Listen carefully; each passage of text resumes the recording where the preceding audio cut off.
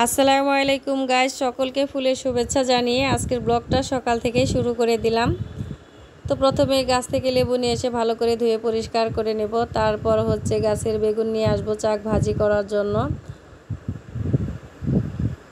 তো এখানে বেগুনের চাক ভাজি করব, পটল ভাজি করব, ডিম ভোনা করব, গরুর মাংস রান্না করব, তারপর হচ্ছে লেয়ার মুরগির মাংস রান্না করব,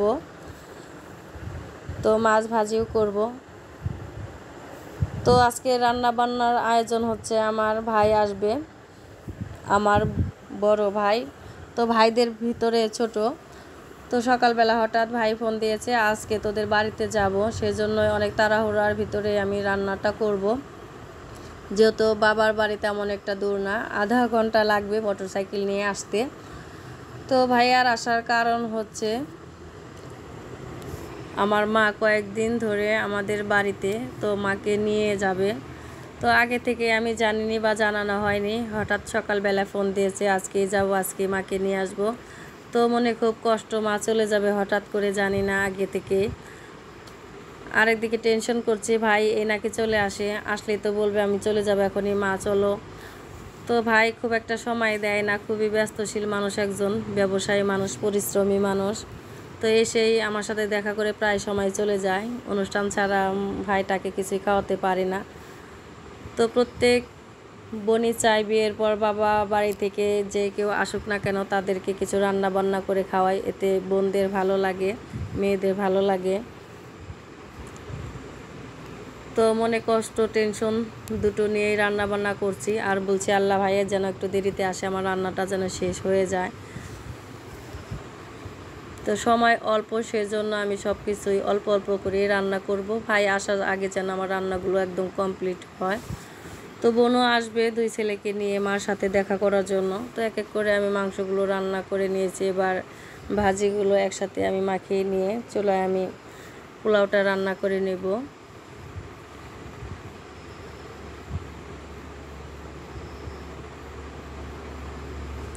তোমরা যারা আমার ভিডিওটা দেখছো সবাই আমার মার জন্য দোয়া করো, সে যেন ভালো থাকে, সুস্থ থাকে।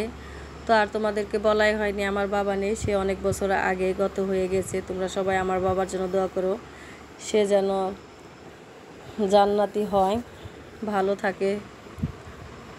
আর আমার পক্ষ থেকে পৃথিবীর সমস্ত বাবা মার জন্য দোয়া রইল, যেখানেই থাকুক তারা ভালো থাকুক, আল্লাহ যেন তাদেরকে ভালো রাখে। তো রান্নাটা শেষ হয়ে গিয়েছে, এবার আমি কিছুটা সিট পিঠা বানিয়ে নেব। তো এখন আমার অনেকটা ভালো লাগছে যে আমার রান্নাটা শেষ, ভাইয়া আসলে আমি খাওয়াতে পারবো। এদিকে বোন চলে আসছে দুই ছেলেকে নিয়ে, তো ওদেরকে আমি আম কেটে দিলাম।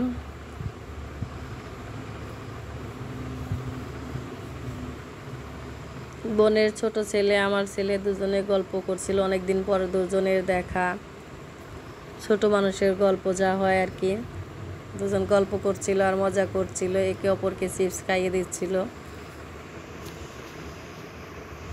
তো এর মাঝেই চলে আসলো আমার ভাই।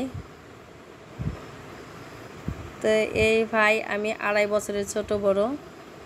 তো খুবই ফ্রেন্ডলি সম্পর্ক আমার প্রত্যেক ভাইয়ের সাথে। তো বিশেষ করে এই ভাই, আমরা একসাথে একই ক্লাসে পড়াশোনা করেছি। তো ভাইয়াকে বসতে দিয়ে শরবত করে দিলাম, আম কেটে দিলাম, আমার নিজের হাতে বানানো সন্দেশ ছিল ফ্রিজে, সেটা দিয়ে দিলাম। তো ভাই আমি এর আব্বু একসাথে বসে খাচ্ছিল।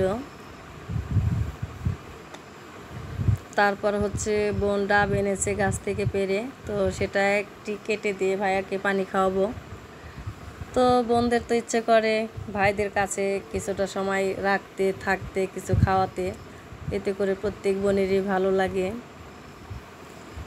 তো আমি সব কিছুই খাবার টেবিলে বেড়ে নিয়েছি, তো ভাইকে এবার খেতে দেব।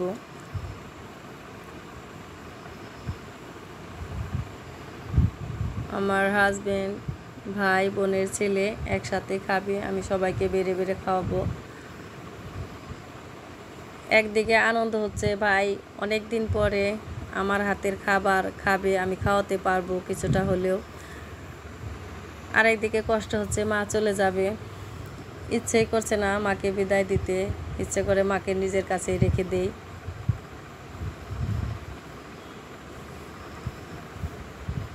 তো ওরা সবাই খাবে, তারপর হচ্ছে মাকে নিয়ে আমরা দুই বোন, আমার দুই মেয়ে একসাথে বসে খাবো।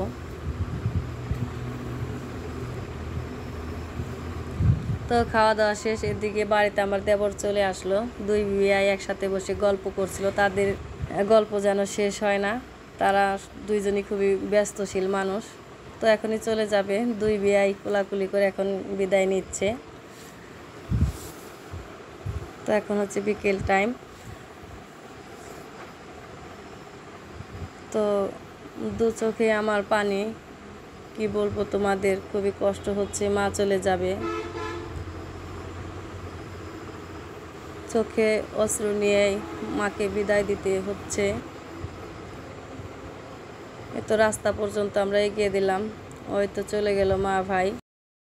এই তো তোমাদের সাথে একটু শেয়ার করি, ভাইয়া কী কী নিয়ে আসলো আমাদের জন্য, বোন কী কী নিয়ে আসলো।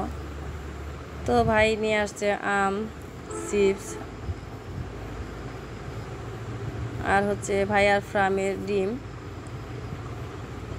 বোনও নিয়ে আসছে আম, গাছের ডাব, আর হচ্ছে চিপস। এই পর্যন্তই রাখি আজকের মতো। সবাই ভালো থেকো, আল্লাহ হাফেজ।